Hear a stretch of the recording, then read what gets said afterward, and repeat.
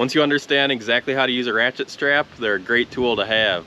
Ratchet straps have two parts. You have the long side with a hook, then you have the short side, which has the ratcheting mechanism and a hook. It doesn't matter whether you have a big one like this one or a small one like this. They both work the same. First thing we're going to do is take the side with the long strap, hook it to its anchor point. Then what you're going to do is just flatten out the strap. Once the strap's flat, grab the side with the ratcheting mechanism. Lay it out just like this with the handle on top of the strap and push it down. Make sure this slot's straight up and down. If it's not, you can just crank it a few times until it is. Then you're going to take this hook, put it on its anchor point, and you're going to take the strap and just push it straight through here.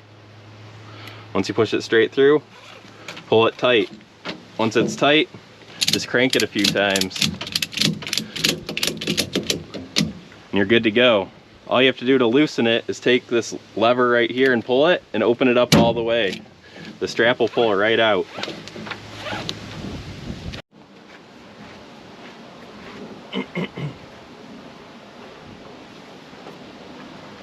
Keep the ratcheting mechanism on the passenger side, so if the strap does come loose, you can tighten it up without standing in traffic.